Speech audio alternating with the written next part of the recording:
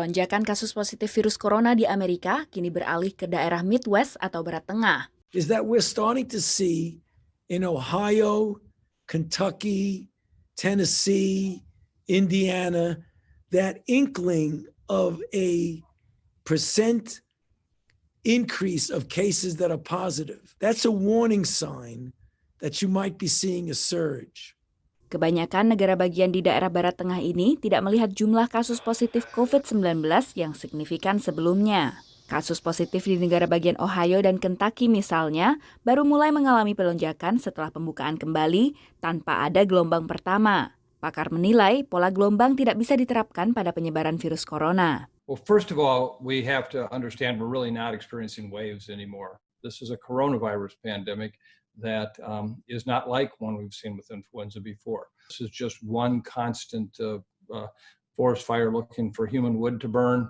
Sementara Konsulat Jenderal Republik Indonesia di Chicago dengan wilayah kerja daerah Barat Tengah Amerika juga mengubah imbauan mereka. Tadinya mulai bunyinya itu kenaikan di negara bagian lain di wilayah Midwest. Kita langsung rubah lagi himbauan kita untuk lebih menyadarkan masyarakat kita bahwasanya sekarang Midwest ini. Sekitar 12.000 warga Indonesia tinggal di 13 negara bagian daerah Barat Tengah Amerika. Sebagian besar negara bagian di wilayah Barat Tengah masih melanjutkan pembukaan PSBB di negara bagiannya, sekalipun angka positif COVID meningkat. Hanya 2 negara bagian, yakni Michigan dan Kentucky, yang memutuskan untuk menutup kembali perekonomian negara bagiannya. April lalu, 7 gubernur negara bagian di daerah Barat Tengah Amerika Serikat berkoalisi untuk merencanakan pembukaan kembali di daerah mereka. Koalisi ini merespon reaksi pasif dari Gedung Putih terkait protokol pembukaan kembali ekonomi. Diaspora Indonesia yang tinggal di daerah Barat Tengah AS pun melihat adanya perubahan terkait pelonjakan ini. Di negara bagian Kentucky yang menutup kembali kegiatan ekonominya, masjid pun menerapkan protokol COVID-19 yang ketat. Ya, tempat wudhu dan toilet ditutup.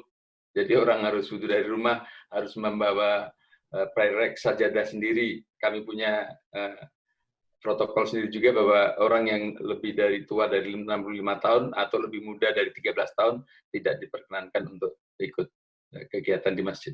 Namun mereka bersyukur bisa menghadapi pelonjakan ini dengan lebih siap. Banyak sih stoknya kalau hand sanitizer ya.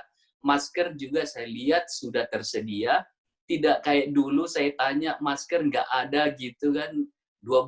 Sekitar 2 bulan yang lalu. Tapi barusan saya lihat sudah tersedia Mbak. KJRI Chicago juga mengimbau untuk mengambil langkah preventif yang paling ekstrim dibandingkan sekedar mengikuti peraturan pemerintah daerah atau kota yang kerap berbeda. Kebijakan memakai masker pun kadang-kadang jadi perdebatan ya. Di tingkat atas wajib, di bawahnya tidak. Atau sebaliknya. Tapi kalau yang satu ini kita anjurkan kepada masyarakat kita wajib untuk mengikuti protokol kesehatan yang selama ini kita anggap bisa menyelamatkan atau melindungi kita lah. Sedikitnya 34 negara bagian di AS dan daerah khusus ibu kota Washington DC mewajibkan warganya menggunakan masker dengan hukuman denda bagi warga yang melanggar. Dari Washington DC, Virginia Gunawan, VOA.